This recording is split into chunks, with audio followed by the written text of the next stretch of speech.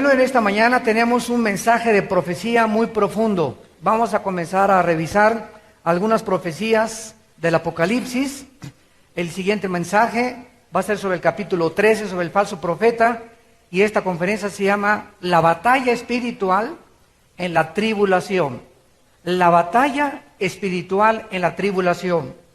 Es importante que todos ustedes ya, como cristianos maduros, la mayoría, desde luego que siempre hay cristianos que están adentrándose, ¿verdad?, y formando parte de la familia de Dios, pero es importante que todos ustedes, los cristianos maduros, ya comiencen con detenimiento a entender las profecías de la Biblia. Y les voy a dar un secreto. Dice en Hebreos 11:3, por la fe entendemos. Por la fe entendemos que el universo fue creado por la palabra de Dios, de manera que lo que se ve fue hecho de lo que no se veía. Pero es creer en Dios lo que nos da entendimiento. Es tener confianza en lo que Dios dice, lo que te da la capacidad de entender las cosas espirituales. Una persona que no sea cristiana no puede entender la Biblia, porque para que pueda entenderla primero necesita creerle a Dios. La fe nos da entendimiento. Y mientras te mantengas todos los días creyendo, la palabra creer significa confiar. ¿Qué debemos de creer? Las promesas de Dios. Mientras nos mantengamos confiando y creyendo que Dios lo que escribió es real, y que a mí no me va a faltar nada, y que nos va a bendecir, y que vamos a ir de victoria en victoria, y que tenemos por delante mucho terreno que conquistar, y que debemos levantar el ánimo, y que nunca nos va a dejar, ni nos va a desamparar, y no me voy a dejar deprimir, ni me voy a rendir, porque Él me dijo, yo estoy contigo todos los días hasta el fin del mundo. Mientras nos mantengamos creyendo, Él nos va a dar entendimiento. Pero en el momento en que la incredulidad entra a tu vida, es cuando tú dejas de entender. Y cuando dejas de comprender las cosas espirituales, pierdes la brújula. Ya el camino para ti no es iluminado por el Espíritu de Dios. El Espíritu de Dios se contrista dentro de tu vida y comienzas a dar zancadillas, a tomar decisiones equivocadas, y otra decisión, inversiones equivocadas, a gastar dinero, a endeudarte, etcétera, etcétera. Y cuando menos te lo esperas, viene sobre ti tus pecados que nos alcanzan tarde o temprano, porque dejaste de creer en Dios. Por la incredulidad, Israel no entró a Canaán. No creyeron que Dios tenía algo mejor para sus vidas. Si tú crees que Dios tiene a cualquier chavo roto, quintopatiero, tonto de esposo para ti, vete con cualquiera que te manosee, muchacha que me estás escuchando. Pero si tú crees que Dios tiene para ti un muchacho que vale la pena, no te vas a dejar manosear por ninguno hasta que tú te cases. Si tú crees que Dios tiene para ti la mejor mujer, la que va a ser madre de tus hijos, y que vas a formar una familia con esa mujer, no te vas a ir con cualquier muchacho. Vas a buscar a una muchacha espiritual. Vas a buscar una muchacha que no esté tratando de proyectar sus bellezas externas, ni que camine como licuadora en la calle. ¿Por qué? Porque estás buscando a alguien que va a valer la pena. Entonces, si le creemos a Dios, Dios nos da lo mejor a los que le dejamos escoger a Él. En Apocalipsis 12 tenemos 3 caracteres principales involucrados en esta profecía. Una mujer y un niño, un dragón y el hijo de esta mujer. Este es uno de los pasajes bíblicos más fascinantes y reveladores, porque nos corre la cortina entre el cielo y la tierra y nos permite asomarnos para que nosotros sepamos que los eventos que están aquí moviéndose en el planeta Tierra están siendo repercutidos o tienen su origen en cosas que se están desarrollando en el cielo. Entonces, las guerras que hay aquí, los problemas que hay aquí, la violencia que hay aquí, el desfile que hubo ayer en Reforma de las locas de Tlalnepantla, de puros homosexuales, donde ya no es solamente que piden sus derechos, sino casi encuerados, en carros alegóricos, encuerados, con los niños y las familias ahí enfrente, y el gobierno lo permite, cuando nos damos cuenta de cómo está subiendo la degradación en nuestra ciudad, en nuestro país y en el mundo, es porque se están moviendo en el espacio principados satánicos poderosísimos que están tratando de impedir que la gente conozca la verdad y de tratar de cegar al mundo para hacerle creer que esto es normal, que esto es principalmente el objetivo. Están diciendo, esto es normal, es mi estilo de vida. Permíteme decirte, jovencito, que no es normal de acuerdo a Dios en la Biblia. Y para Dios es una degradación, y la Biblia dice que aunque Dios te ama en tus pecados, tú te tienes que arrepentir y volverte a Dios. Porque si tú te mueres homosexual, no entras al reino de Dios. Peléate con Dios, peléate con la Biblia, haz tus propias reglas de vivir, haz tus 10 mandamientos, haz lo que tú quieras. Yo solamente te digo lo que Dios dice. Yo les dije ayer a un grupo de personas, estábamos en el hotel en el desayuno, entraron bastantes de estas personas raras, ¿verdad? Y a una cafetería, estábamos tomando un café con los pastores. Yo les dije, mira, no los ataques, porque comenzaron a chiflarles y a aventarles de cosas. Y les dije una cosa, hablémosles de Cristo. Vamos a amar a estas personas y hablarles de Cristo. Muchos de ellos no tienen la oportunidad de haber conocido el Evangelio. Y nosotros tenemos como embajadores de Dios que darle el mensaje a homosexuales, a lesbianas, a borrachos, parranderos y a jugadores. Porque el mensaje es para los pecadores. Cristo vino a salvar a los pecadores, no a los sanos. Entonces hay que amar a esta persona, pero no estamos de acuerdo con la conducta que ellos llevan. Es como un hijo de nosotros, ¿verdad? Tu hijo cae en las drogas y nunca vamos a dejar de amar a nuestros hijos. O nuestros hijos hagan lo que hagan. Pero no vamos a estar de acuerdo, ni vamos a ser cómplices de sus pecados, ni de su vida de drogadicción, ni les vamos a fomentar para que ellos sigan en ese camino. Entonces, este es el principio que debemos nosotros de enunciar siempre al mundo entero. La tribulación que se viene sobre el mundo es tremenda. Actualmente ya el petróleo en las costas del Atlántico derramado son millones de galones, donde está saliendo ya no de arriba derramado, sino está saliendo del fondo de la tierra. El petróleo que ha sido derramado anteriormente se degrada con el sol, los microbios lo absorben y se desaparece. Pero ahora el petróleo está saliendo de dentro hacia afuera, involucrando el gas metano, que es el veneno más fuerte que hay adherido al petróleo natural, y este crudo está matando toda la vida marítima de cientos de kilómetros de la costa atlántica, acabando con todos los restaurantes y con todos los negocios de mariscos. Y así como el petróleo está saliendo e inundando todos los mares, así vemos el pecado como está a borbotones tratando de salir en el mundo y tratando de oscurecer el panorama moral del mundo entero para que no les resplandezca la luz del Evangelio. Y tenemos que ver que esto es solamente una repercusión de nuestros pecados, de la forma en la que la gente está viviendo, haciendo ya, repito, sus propios 10 mandamientos.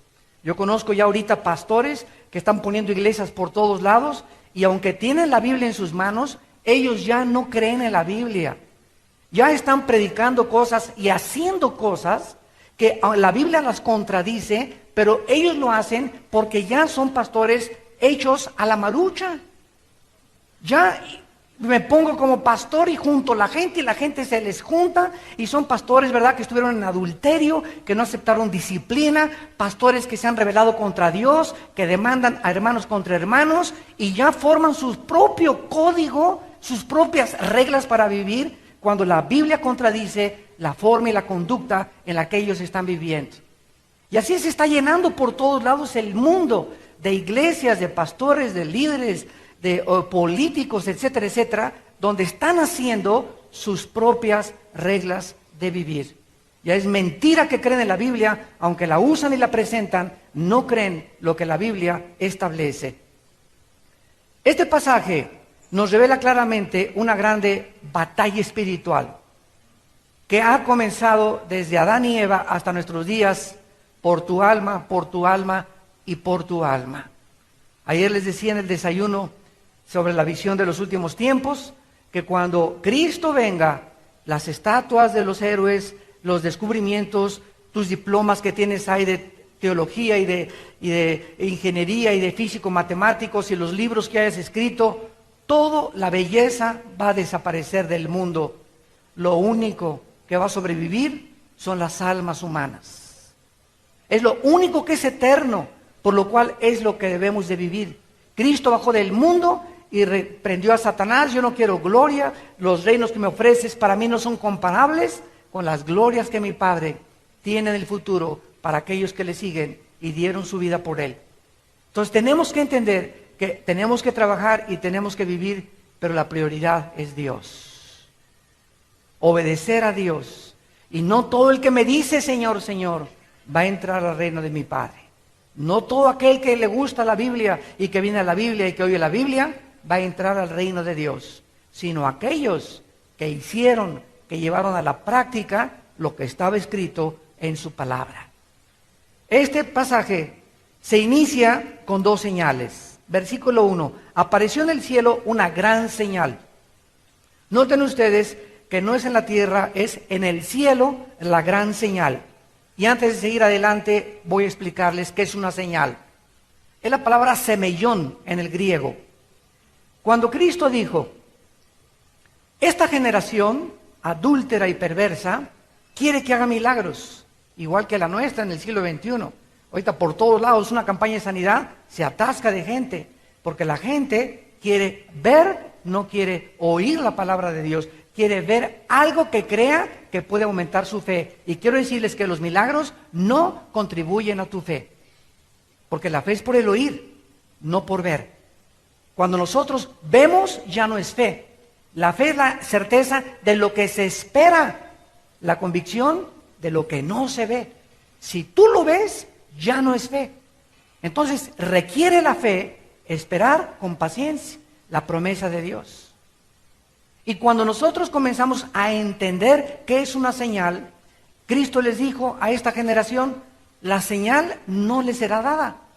Porque como Jonás estuvo en el vientre del pez 3 días y 3 noches, así el Hijo del Hombre estará en el centro de la tierra 3 días y 3 noches. En otras palabras, el milagro de Jonás, siglos antes de Cristo, era una señal de la resurrección. El hecho de que Jonás hubiera estado 3 días dentro de un pez era una señal. Una señal es algo que te apunta hacia adelante, de que Cristo iba a estar también 3 días, como estuvo Jonás, dentro del centro de la tierra. Entonces, cuando dice, apareció en el cielo una gran señal, nos está hablando a continuación que una mujer aparece en el cielo vestida del sol, con la luna debajo de sus pies, sobre su cabeza una corona de 2 estrellas, y estando encinta, clamaba con dolores de parto, en la angustia del alumbramiento. Muchas personas han creído equivocadamente que esta mujer representa a la Virgen María. Sin embargo, como vamos a ver a continuación, para nada representa a ninguna virgen. Esta mujer representa a la nación de Israel. Veamos Génesis capítulo 37 y comencemos a interpretar con la Biblia la palabra de Dios. Dice en Génesis 37, versículo del 9 al 11, habla acerca de José y de los sueños que tenía José. Génesis 37, 9 al 11, soñó aún otro sueño y lo contó a sus hermanos, diciendo, he aquí que he soñado otro sueño. He aquí que el sol y la luna y 11 estrellas se inclinaban hacia mí. Cuando nosotros querramos interpretar la Biblia, no fumes ninguno de marihuana. Pues yo creo que estos cuernos simbolizan esto. Y yo creo que las cabezas que aparecen por aquí simbolizan esto. Y yo creo que la mujer aparece la Virgen. La Biblia no es de interpretación privada. Dice 2 de Pedro 2, versículo 19 al 21. Nosotros no podemos llegar a la Biblia y decirle, pues esto es lo que yo creo que significa. La Biblia se interpreta a sí misma. Si yo quiero estudiar Apocalipsis, necesito conocer Ezequiel y Daniel. Y si no he estudiado Ezequiel y Daniel, no me puedo atrever a enseñar Apocalipsis. Porque los símbolos del Apocalipsis son símbolos que aparecen en el Antiguo Testamento. Porque el 70% de los versículos del Apocalipsis son versículos relacionados con el Antiguo Testamento. Entonces, la Biblia es una unidad perfecta en su armonía y en su interpretación. Y cuando queramos interpretar algo, tenemos que recurrir a la misma Biblia para que el Espíritu Santo nos explique qué significa cada cosa. Aquí José sueña que el sol, la luna y las 11 estrellas se inclinaban hacia él. Noten ustedes que en Apocalipsis son 12 estrellas, aquí son 11 estrellas, porque la 12ª es José. Él formó las 12 tribus de Israel. Y dice el versículo 10, y lo contó a su padre y a sus hermanos, y su padre le reprendió y le dijo, ¿qué sueño es este que soñaste? ¿Acaso vendremos yo y tu madre y tus hermanos a postrarnos en tierra ante ti? O sea, Jacob habla proféticamente. Y Jacob está interpretándole el sueño a su hijo José. José no dijo nada de lo que significaba el sueño, pero Jacob le dice, oye, ¿acaso simboliza esto que yo, o sea, el sol, la esposa, la madre, la luna y las 12 estrellas, las 12 tribus de Israel, se vendrían a inclinar realmente ante él? Y nos damos cuenta que aquí es Israel el que está simbolizado y tipificado, porque Dios vistió con el sol a Israel. ¿Cuál es el sol? La estrella más refulgente y más brillante que hay. Y Dios escogió a la nación de Israel para que fuera la que brillara como el sol por todas las generaciones. Hubiera escogido a los mexicanos y los italianos hubieran dicho, ¿y por qué no nosotros? Hubiera escogido a los ingleses y hubieran dicho a los franceses, ¿y por qué no a nosotros? La cuestión es que Dios escoge a una nación en su soberanía para que a través de toda la historia pudiera descender de esta nación el Mesías, el Hijo de Dios. Y para que cuando naciera el Mesías no hubiera confusión de ninguna otra religión de que Él era el Mesías. Porque el Mesías tenía que venir de la semilla de Abraham. Y la Biblia es el único libro a través de sus genealogías que nos muestra la ascendencia de Cristo desde hace 4000 años. No existe ningún ser humano que pueda trazar su genealogía más de la sexta y sexta generación. Yo sé quién fue mi abuelo, mi bisabuelo, y creo que muchos hasta el tatarabuelo nos quedamos. Y ya no sabemos quién fue el tatarabuelo y el tatarabuelo, y nos quedamos hasta tal vez a la séptima generación. Los árboles heráldicos en España, ¿verdad? Yo sé, ¿verdad?, que nuestro apellido de dónde viene, Alducin, y sabemos hasta la séptima, octava generación que viene de Sicilia, de Italia, y nos quedamos hasta ahí. Ya no sé si viene antes o la 11ª generación para otro lado, pero nunca hay un ser humano que pueda decir, yo tengo en mi árbol genealógico 15 generaciones más que Jesucristo. Es el único que se puede trazar por toda la Biblia de dónde viene la semilla de Jesucristo. Jesús dijo en Juan capítulo 4, 22, la salvación viene de los judíos. Y esta es la razón, damas y caballeros, historiadores que nos visitan, antropólogos que están con nosotros o que nos ven por la televisión, esta es la razón por la cual la historia nos da testimonio que Israel ha sido la nación más perseguida de toda la historia. ¿Por qué Hitler, cuando ni siquiera era una nación Israel? Esto nadie lo ha podido, ningún escritor, ningún historiador lo ha podido explicar. ¿Por qué Hitler, teniendo como enemigos a Rusia, a Inglaterra y a Estados Unidos, se vuelve contra un grupo étnico llamado los judíos con el afán y el odio jarocho de exterminarlos? Oye, pero si ni siquiera eran una nación, no tenían ni rifles. Pero él era tanto el odio de Hitler por los judíos que le llamó la conclusión final, el exterminio final, la solución final. Y dejó a Rusia y dejó a Estados Unidos y comenzó a llenar de campos de concentración casi toda Alemania, principalmente en Auschwitz, donde más de 6 millones fueron asesinados. Un psicólogo, un psiquiatra, un antropólogo, un arqueólogo no te contesta por qué Hitler odiaba a los judíos al grado de abandonar su objetivo principal, sus enemigos, y volverse en contra de ellos. La Biblia nos da la respuesta en Génesis capítulo 3, versículo 15. Regresamos a Génesis 3:15 y esta información nos está sirviendo como base para entender la señal de Apocalipsis capítulo 12. Dice en Génesis 3:15, donde se enuncia la primer profecía. Esta es la primer profecía de la Biblia del nacimiento del Mesías. Dios le habla a Satanás y le dice a Satanás: pondré enemistad entre ti, o sea, el diablo y la mujer. La palabra enemistad es la palabra Eva, con B grande en el hebreo, que significa lucha continua que corre dentro del corazón. No es una cosa que te enojes contra alguien y a las 2 horas ya te contentas. Esto es lo que se llama en el Nuevo Testamento rencor. Que tienes ya 3 meses que no le hablas a tu cuñada. O tienes 5 años que a alguien de tu familia no le hablas. Esto se llama enemistad. Es algo que corre por semanas, por meses, por años, y ahí lo traes. Y sigues a través del tiempo odiando a esa persona.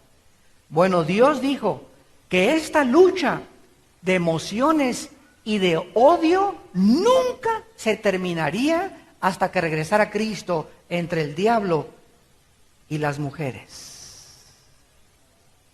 El diablo odia a las mujeres más que a los hombres. Por eso atacó también a Eva y no a Adán. Y esta es la razón por la cual hay tantos machos endemoniados. Vayan ustedes a países del Medio Oriente, donde, por ejemplo, los talibanes, que públicamente las humillan, las golpean, les cortan la boca en Irán, las mutilan a las mujeres. Aquí en México, ¿verdad? El abuso familiar y el abuso contra la mujer. Cállate tú, estás para servirme, hazme los chilaquiles. Y vemos a los hombres tan cobardes pegándoles a las mujeres. Ponte con uno de tu tamaño. La peor cobardía que puede haber es tocar a una mujer. ¿Por qué? Porque estás lleno de demonios. ¿Qué ha hecho Satanás a través de la historia? Endemoniar a los hombres, para odiar a las mujeres. Y gracias a ti, varón que me escuchas, gracias a tu madre, tú estás vivo, porque tu madre fue una mujer.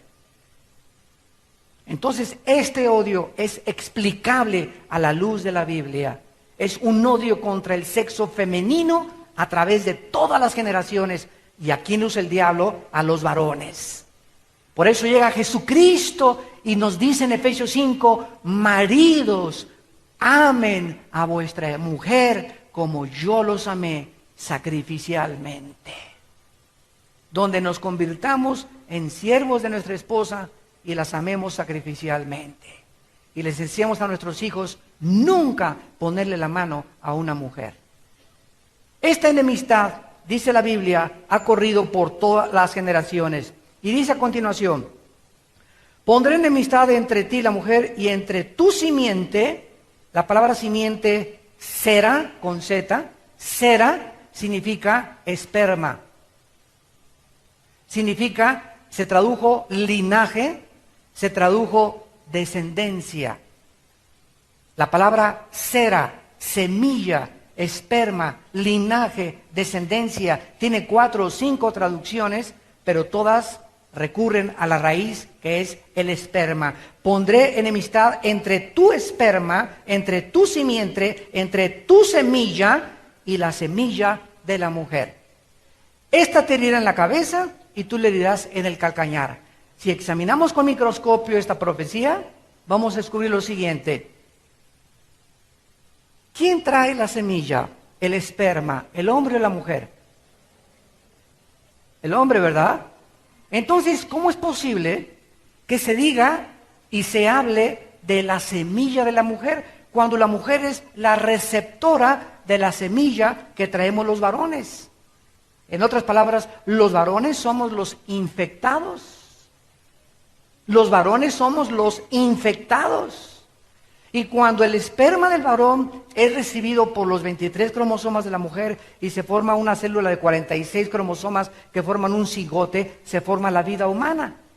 Entonces, aquí, ¿cómo es posible que Dios esté diciéndole que la semilla de la mujer, y esto al principio a cualquier científico y genetista lo podría confundir, ¿verdad? Oh, aquí hay una contradicción en la Biblia. La mujer no lleva la semilla, la lleva el hombre. Pero si entendemos más adelante que Isaías profetizó que el Mesías nacería de una virgen, se complica más. Porque si nace de una virgen ya no es virgen, ¿verdad? Entonces, ¿cómo aquí está la cosa? Esto es una profecía de que sería Dios el que embarazaría a la mujer, a Miriam, que se tradujo María. Cuando Cristo nació, José no se metió con María. Porque si José hubiera puesto su esperma en María, su semilla en María, le hubiera transmitido, ¿qué cosa? La maldición del pecado. Esto nos explica por qué María tenía que ser virgen.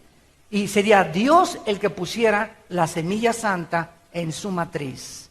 Dios embarazó a María, el Espíritu Santo te cubrirá, le dijo el arcángel Gabriel, y el santo ser que nacerá será llamado no hijo de José, no hijo de María, será llamado hijo del Dios Altísimo. El Mesías no podía nacer infectado, porque en la cruz, si hubiera estado infectado con el pecado, no hubiera podido pagar por nuestros pecados. Hubiera tenido que pagar primero por sus pecados y después por los de los demás. Por eso Cristo era sin mancha, sin arruga, sin pecado. Era hecho más sublime que los cielos, el Hijo de Dios. Es interesante también, si profundizamos un poco más en el versículo 15, que también habla de la semilla de Satanás. ¿Tiene Satanás una semilla? Muchos a través de este versículo han tratado de adelantarse y decir que él embarazó a Eva. Y hay por ahí una teología, ¿verdad? Hace muchos años que yo escuché de que Satanás tuvo relaciones con Eva. Sin embargo, la Biblia no nos permite esta interpretación, porque en el versículo 4, capítulo 4, versículo 1 de Génesis dice: conoció Adán a su mujer, la cual concibió y dio a luz a Caín. El primer ser humano que nació fue Caín. Así que dice conoció Adán a su mujer, no dice conoció la serpiente, conoció a Satanás. Se tiene que descartar esta.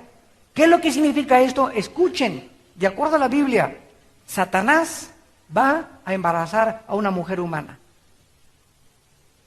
Satanás va a embarazar a una mujer humana. ¿Han oído ustedes de los espíritus que en las noches, verdad, parece que, como en Génesis 6, se mezclaron los ángeles con las mujeres y produjeron gigantes de 4 metros de estatura, con 12 dedos en los pies y 12 dedos en las manos? Ahora, a la luz de la genética del siglo XXI, sabemos que si nosotros podemos manipular los genes, los demonios y Satanás tiene un conocimiento mucho más profundo de la genética, del ADN, donde se encuentran los cromosomas, donde se encuentra el ADN y donde se encuentran los genes. Los demonios tienen la sabiduría de meterse al ADN. El gadareno se metieron a sus ojos y controlaron los nervios ópticos. Se metieron a las neuronas de su cerebro y comenzaron a controlar su cerebro. Se metieron a sus músculos y controlaron la fuerza del gadareno. Los demonios tienen un control interno de la anatomía del ser humano que no se podría comparar con el mejor científico del siglo XXI. ¿Qué es lo que va a suceder? Va a haber una perversión genética antes de que Cristo regrese. Es lo que vamos a ver, y van a comenzar otra vez a ver monstruos, y ya lo entendemos, porque si están mezclando ahorita borregos con chivos, y están haciendo experimentos genéticos, donde animales cruzan un caballo con una burra, ¿qué nace? Una mula, y la mula nace estéril. ¿Por qué? Porque violó la ley de Dios de la genética. Cada cosa según su especie y su género. Por eso la teoría de la evolución es anticientífica, antifilosófica y antibíblica. Tú no puedes creer en la evolución y ser cristiano. ¿Por qué? Porque no ha habido ningún cambio de una especie a otra especie. Jamás ha habido una mutación de especies. Hay perros chihuahueños, pastor alemán, rottweiler, pero son perrunos. Hay vacas, ¿verdad? Son del ganado vacuno. Hay gatos, son felinos, tigres, etcétera, etcétera. Pero nunca ha habido una mezcla de una especie con otra especie en los 6,000 años que tenemos de historia. Por eso están buscando el famoso eslabón perdido. ¿Y saben por qué no lo encuentran? Porque está perdido. Muy bien, regresamos a nuestro pasaje de Apocalipsis. Ojalá que no se empachen. Y que Dios les dé entendimiento de todo esto. Porque es importante profundizar Apocalipsis. Es precioso poder examinar cómo se puede todo interrelacionar. Esta mujer entonces, podemos ver otros pasajes más para demostrar que es Israel. A los que interese pueden ver ustedes Miqueas 4, versículo 10, Miqueas 5 del 2 al 3, donde se habla de Israel embarazada. Isaías 66, donde se habla, podrá Sión dar a luz. Siempre se habla de Israel como aquella que traería al Mesías al mundo. Entonces, esta mujer, con la luna debajo de sus pies y sobre su cabeza 2 estrellas, estaba embarazada, clamaba con dolores de parto, en la angustia del alumbramiento, o sea, el nacimiento del Mesías, fue antecedido por una persecución increíble de los imperios babilónicos, medos persas, griegos y romanos contra Israel. Llegó Nabucodonosor y arrasó con los judíos y se los llevó a Babilonia.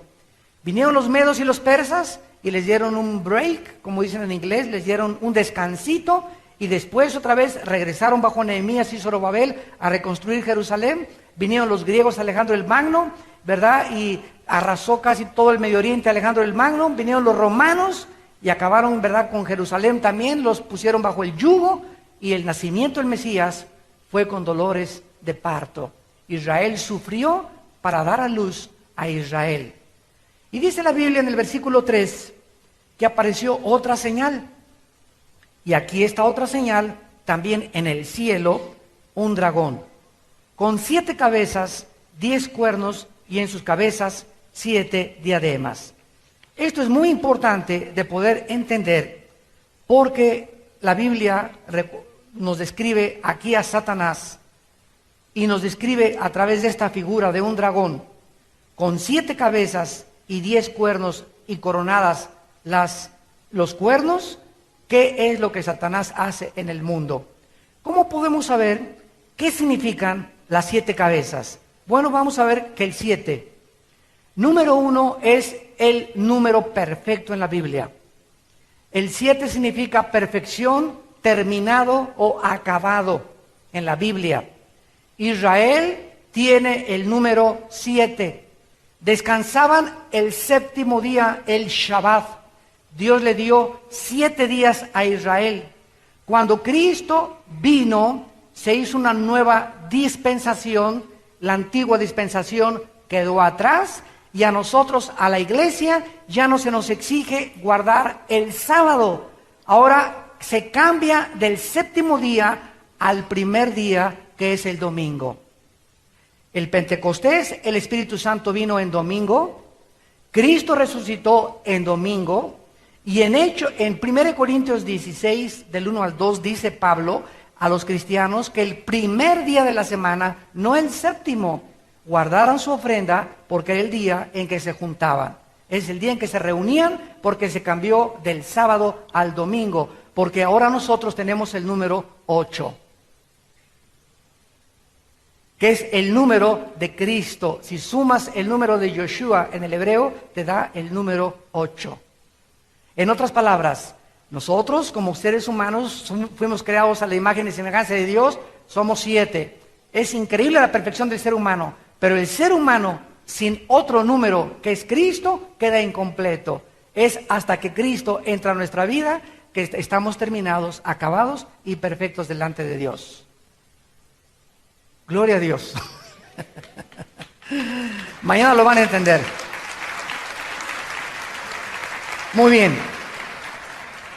Satanás, ¿qué significa que sean 7 cabezas? Bueno, Satanás es completo en la inteligencia, en el conocimiento y en la sabiduría. Escúcheme con cuidado. Después de Jesucristo, no existe en el universo ninguna otra criatura más perfecta que Lucifer.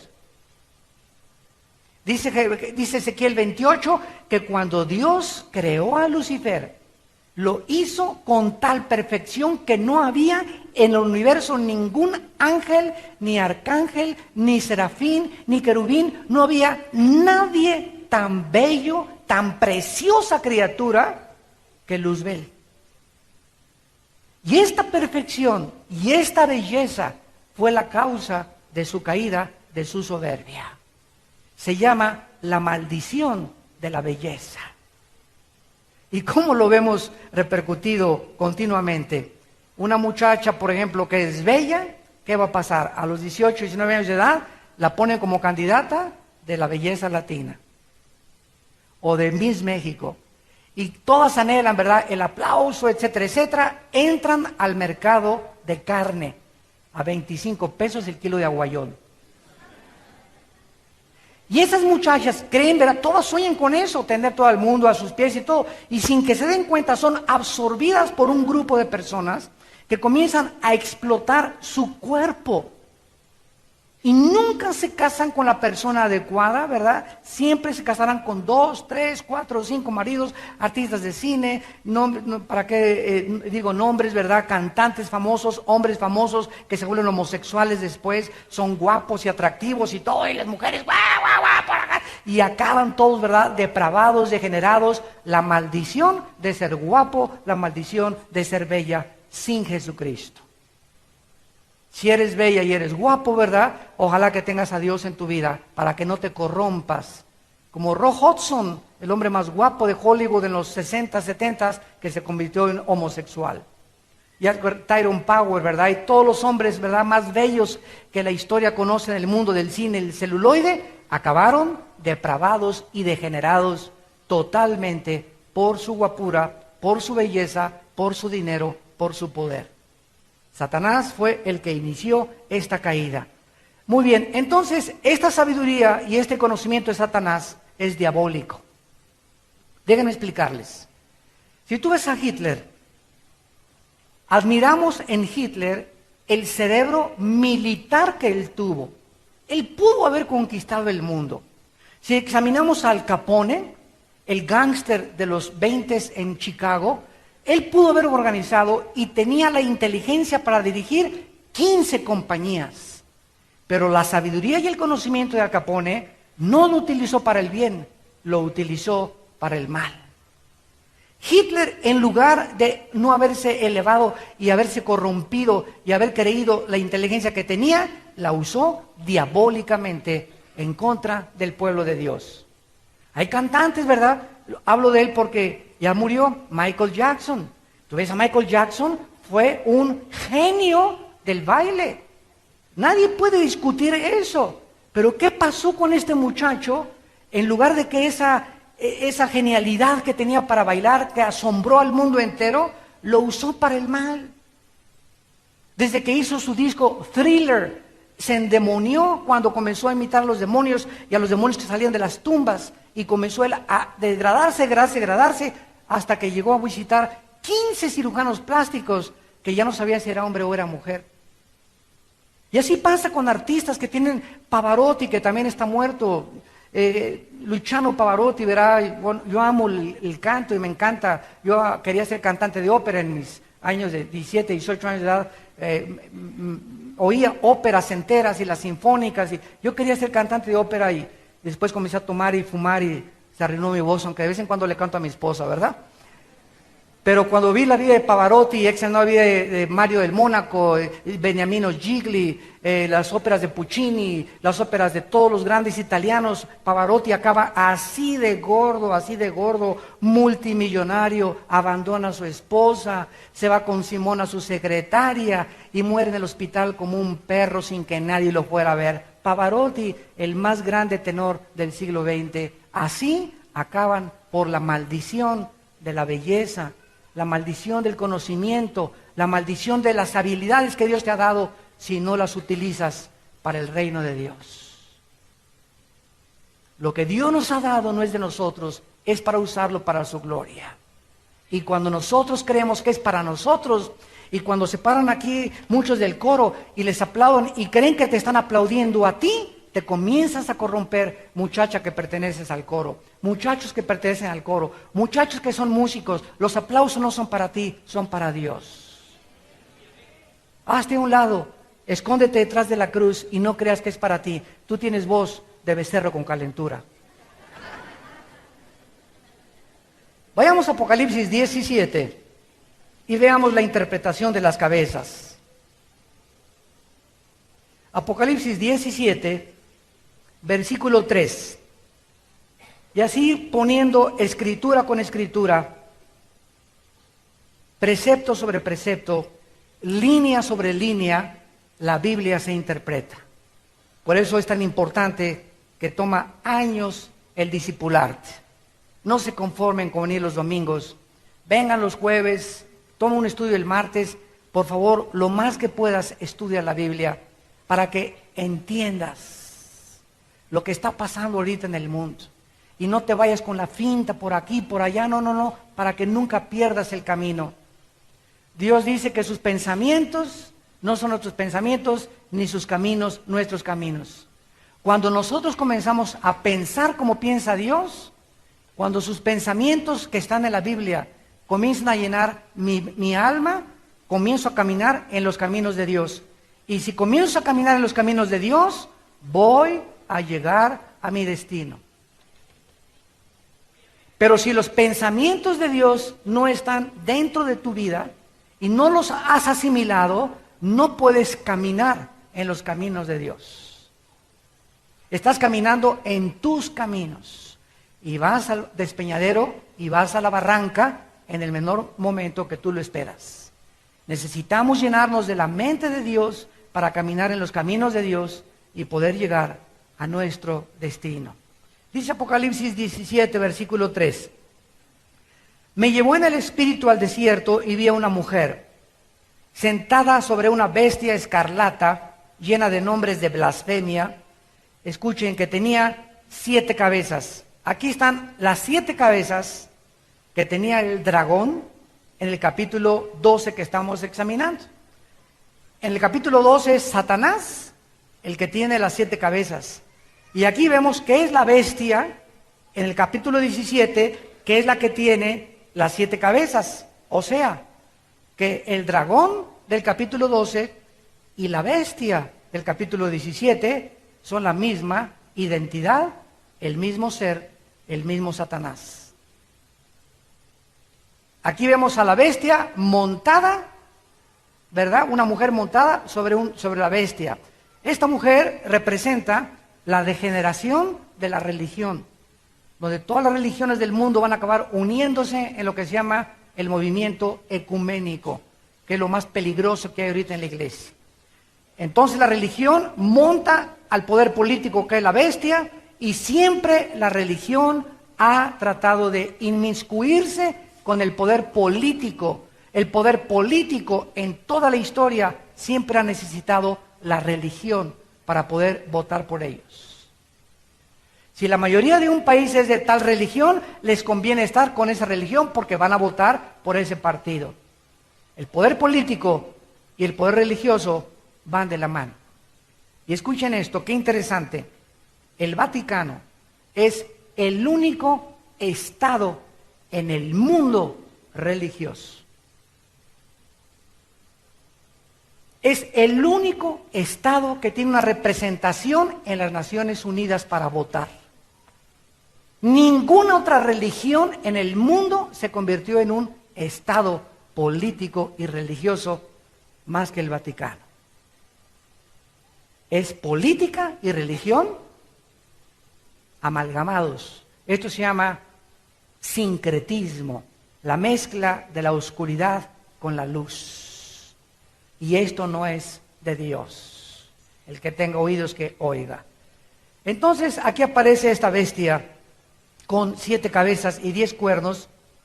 Y en el versículo 9 dice la Biblia, esto para la mente que tenga sabiduría, y la Biblia y el Espíritu Santo nos interpretan. ¿Qué significan las cabezas? Las 7 cabezas son 7 montes sobre los cuales se sienta la mujer. Y son 7 reyes. A ver otra vez. Las 7 cabezas tienen un doble significado. Son 7 montes y al mismo tiempo son 7 gobernantes. Muy bien. 5 de ellos han caído en los tiempos en que Juan escribió el Apocalipsis. Habían caído 5 imperios antes que él. Vamos a nombrarlos: Asiria, Babilonia, Medo-Persia, Grecia y Roma. Estos 5 gobernantes, 5 imperios ya habían caído. Dice la Biblia, uno es, cuando Juan escribió Apocalipsis, el gobierno que predominaba era el imperio romano. Y el otro aún no ha venido. Cuidado, y cuando venga es necesario que dure breve tiempo. Vemos entonces que estos 7 montes, de acuerdo al versículo 18 de Apocalipsis 17, la mujer que has visto es la gran... ¿Qué representa la mujer? Una ciudad que reina sobre los reyes de la tierra. Y las 7 cabezas son 7 montes donde está esa ciudad. La única ciudad en el mundo construida sobre 7 montes es Roma. No se enojen conmigo. Arráncale Apocalipsis 17 a la Biblia. La única ciudad en el mundo donde está construida sobre 7 montes es Roma. Ahora, estos 7 reyes que al mismo tiempo están mezclando la Biblia son 7 imperios que Satanás ha gobernado, por lo cual él lleva las cabezas y se personifica a Satanás como un monstruo con 7 cabezas y al mismo tiempo 10 cuernos, que aparecen en Apocalipsis 12 en la señal en el cielo. Entonces, Satanás ha controlado el imperio asirio, egipcio, babilonio, medo-persa, griego y romano, y todos los imperios de la historia han perseguido a Israel. Si Hitler hubiera conquistado Europa y el Medio Oriente y el norte de África, Hitler hubiera acabado con la nación de Israel. Todos los imperios no han odiado ninguna otra nación más que Israel, para que se cumpla la profecía de la enemistad entre el diablo y la mujer, y entre Dios y el diablo en contra de su pueblo escogido. Y ahora, ¿verdad? Como Israel, pues ya nació el Mesías. ¿Contra quién se viene el Mesías ahora? Regresamos a Apocalipsis 12 y dice la Biblia que como ya Israel, ya nació el Mesías, ¿contra quién se va a ir el diablo ahorita? Versículo 17 de Apocalipsis 12, el dragón se llenó de ira contra la mujer, o sea, contra Israel, y se fue a hacer guerra contra el resto de la descendencia de ella. ¿Qué acaso los cristianos somos judíos? ¿Somos judíos los cristianos? ¿Nosotros descendemos de Israel? La respuesta es la siguiente: no todo el que es judío es de Israel. Porque cuando Dios llamó a Abraham, Abraham no era judío. Santo Niño de Atoche. Abraham venía de Irak. Moisés se casó con una africana. José se casó con una africana. Y cuando salieron de Egipto, los egipcios se unieron en el éxodo a los judíos, y en el desierto eran algunos judíos y la mayoría eran egipcios. Nunca ha sido étnicamente pura el pueblo de Dios. Pero la Biblia dice en Gálatas capítulo 3 que si nosotros somos de Cristo, descendientes de Abraham somos. Aleluya, gloria a Dios. En otras palabras, Cristo entra a nuestra vida Él es la semilla. Al entrar Cristo a nuestra vida, las promesas que se le dieron a Abraham, ahora los cristianos somos herederos de esas promesas que a Abraham se le dieron, y ahora nosotros somos el verdadero Israel de Dios. Aunque Dios, cuidado, no ha acabado con el Israel, de la nación de Israel en el Medio Oriente. Porque dice la Biblia en el Romanos 9, 10 y 11, que Israel va a volver otra vez a resurgir, y los 144,000 van a ser judíos étnicamente, que van a predicar el Evangelio cuando la iglesia ya no esté aquí en la tierra. Satanás ahora se fue contra nosotros, los que guardan los mandamientos de Dios y tienen el testimonio de Jesucristo, que somos tú y que soy yo. Hermanos, vivimos un tiempo de tribulación tremendo, donde las potestades y los principados satánicos están atacando principalmente, síganme con cuidado, a los niños. ¿De qué forma? Destruyéndolos físicamente con Gatorade, con Monster, Red Bull, papitas, churrumais, taquites, pizzerolas, azúcar, azúcar, azúcar, azúcar. Yo veo un niño ahorita, un sobrinito mío de 2 años, que sus papás le están dando Coca-Cola a los 2, 3 años de edad. Digo, lo están envenenando al niño. Resulta que con los descubrimientos científicos han descubierto que la azúcar destruye el sistema inmunológico del ser humano. Hagan de cuenta que Dios puso entre nosotros como una barrera protectora para que los insectos, los microbios, los virus, las bacterias se estrellen, y cuando vengan el catarro y vengan virus, no entren, porque tenemos un sistema inmunológico fuerte. Y cuando comienzas a tomar mucho azúcar, o los niños comienzan a tomar mucho azúcar, comienzan a debilitar su sistema inmunológico, y cualquier cosita los va a enfermar, porque no tienes defensas contra ningún ataque bacteriano, ni microbiológico, ni tampoco de virus. Y ahora los cristianos, ¿verdad? En lugar, ¿verdad?, de tomar agua con un limón exprimido, toman una Coca-Cola. Ya están viendo el partido Argentina Fútbol contra México con su Coca-Cola. Aunque gane México, tú te vas a morir. ¿Cuándo hace 25 años habíamos visto nosotros Red Bull, Monster y todas las bebidas que dicen que son, y le ponen energetizantes? Energetizantes, toma tu energetizante. Ve nomás, léele el contenido que tiene. Todo es químico. Nuestro organismo no fue diseñado para absorber cosas químicas.